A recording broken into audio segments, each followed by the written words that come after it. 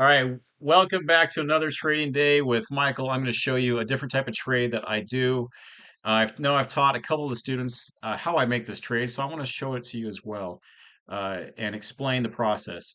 We are on Trade of 8, and I have a line in the candles, and so there's no parlay, parses, no special arrows that are pointing at anything. It's just with these eyeballs, okay? This trade does happen often, and it is a quick way to pick up extra ticks while I'm waiting for a strong parlay or parse.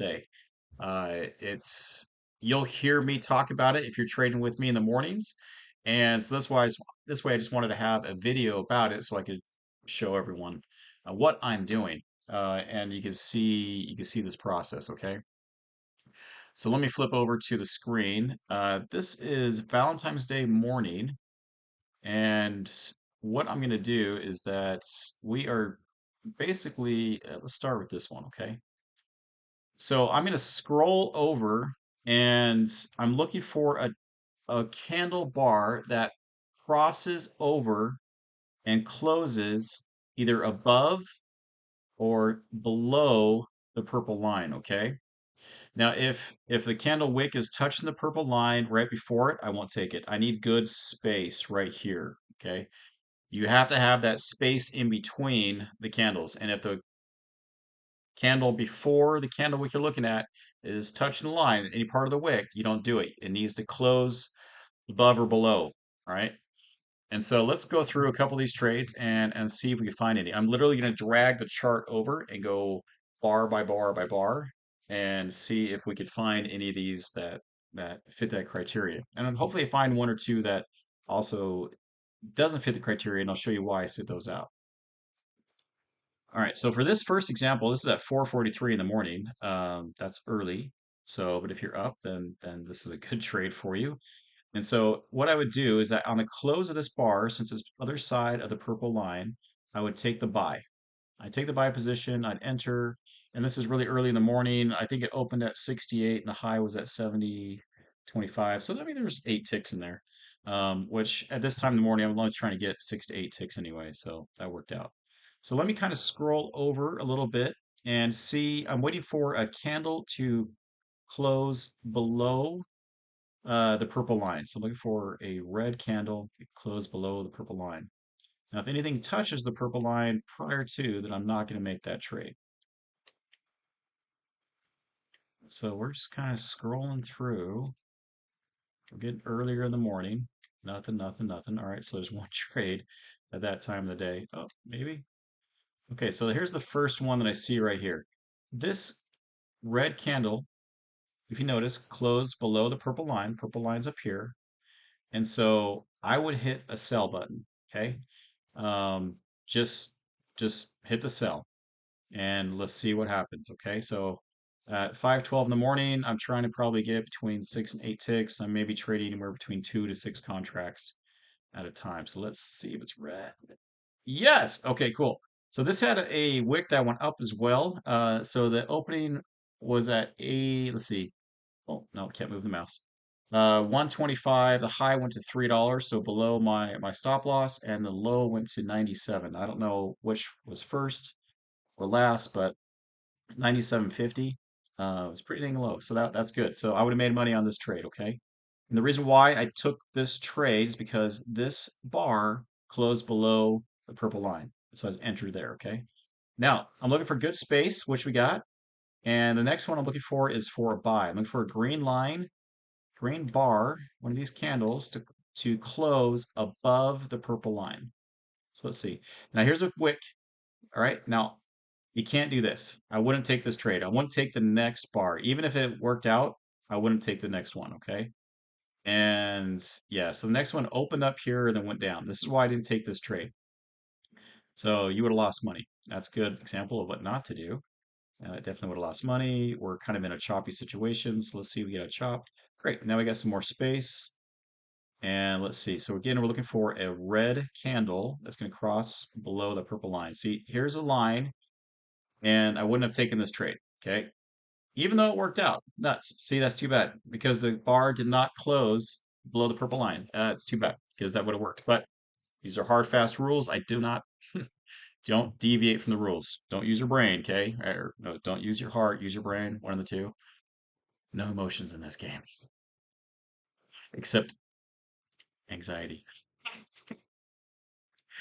All right, confidence. Confidence. Okay, let's go back through. This is touching. Don't want that. We want space. We want space. Looking for a green bar to go above. Ah, see, that did not work out, so it can't be the next one. That's good. Now we got space again between the purple. I'm going to kind of move over a little bit. There we go. All right. Okay. Now we have a green bar that closed up above the purple line. I don't know what's going to happen. I haven't seen this yet, so let's see. Hopefully it makes its money. And we'll go from there. So if I hit that buy button, this thing closed at 90.50, so I'd get in somewhere close to that. The very next bar, oh, it's red. Oh, but it has a decent candle. Okay.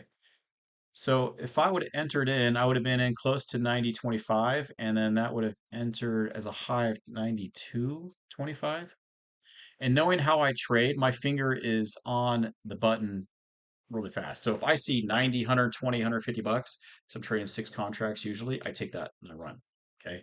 So most likely I would have made a little bit of money on this one and then jumped out. Just knowing how I trade. I see that I'm like 90, 120, I'm out. Because this is a quick grab of cash and then I jump out. So yeah. If you stuck in it for the full minute, this would have been a loss. Or you waited to the next bar and you're like, no, it hasn't my stop loss yet. Hopefully it works out. And the next bar, and then like redeemed it for you. Okay. So that's cool. All right. So let's look for another sell. We're looking for a red candle that's going to drop below the purple line. And let's keep on scrolling over. Hopefully nothing's touching. Boom. Okay. So we have a red candle. This red candle closed below the purple line. I'm going to enter a sell. I don't know what's going to happen. I'm like, oh, let's go. Come on. It's how I trade. It's what I do. It's like I'm like, all right, come on, let's do this. And full confidence, trust the awesomeness. I know the math behind it all, so it. Let's just see what happens. All right, and oh, good, it worked out. Okay, so boom. So I got a sell right here. All right, so within roughly, if you start at 5 o'clock in the morning Central Standard Time, which is earlier than most, but I know some of you are on the East Coast, you would have made money there. You would have made. She would have trade right there. Yeah, that would have worked out. This one and this one. So this is a maybe, definitely ish. And then definitely on this one. Okay. So let's see if we can catch another one. Just looking for one more trade or a bad example. Oh, here we go. So this green bar went way above the purple line. And so let me just scroll over. I would hit a buy in the close of this. So I'm watching the seconds. So it's going 58, 59, boom, enter. Okay. So I would enter right there. And it'd get me in, the market would get me in somewhere around here. You never quite know for sure because I just hit the market order. And then, oh, cool. All right. This definitely made money. So it opened up a little lower, actually. Opened up at 96. I think the close was at 96.50. So it did open up a little later, lower. So that's okay. I would have been down here somewhere. And then the low on this was 94.75. So I would have sweated. If it went low first, then I would have been like, okay, well, come on, get up there. And then it made money. All right. So now we're at 6 o'clock Central Standard Time. So that's still kind of early for most people that are not on the East Coast. Let's see if we find one more trade. Good space. I like this. Boom. Okay, so we have a red bar. Red bar closed below the purple line. And so I'm going to enter a sell on the close of this bar. So I'm thinking 58, 59, and then I'm pushing the sell button. Let's see if it makes money. Oh, cool. Okay, so definitely made money. I had a strong candle wick below, and then the price shot back up, which is totally fine because you would have been in around 803, 25, 50, somewhere around there, and it dropped. Let's see, the open was 8,350, the low was 50, so it dropped $3. So again, on the pace I do this, $3 is 12 ticks. So I'm trading six contracts, and so I would have hit out pretty fast. Just depending on how fast, how much money I would have made.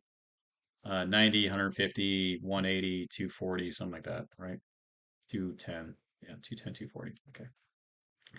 So let's look for one more. And then I'm going to look for some choppy trades that I wouldn't trade, which we may get into this next. I don't know. We'll see. It's steep line. Okay. Choppy trade. Don't take this one. Don't take this one. I wouldn't have taken this one, even though it's working, because again, the candle's wick is touching the line. Good, good, good, good. So this is all good examples of what not to take. Okay. Be picky. You got to be picky with this trade. Okay. Make sure that you don't have a bunch of wicks beforehand and it's not just dancing right along the line. You want some good space in between before you make that trade. Okay. All right, so I'm going to close the this video right now on this one, and I hope you enjoyed it. I hope you get a chance to learn a new type of trade. And any questions, shoot me a message or come listen to me in the morning, and you'll know what I'm talking about when I talk about the purple line trades. Okay. All right. As my parents always told me, say your prayers and make it a great day.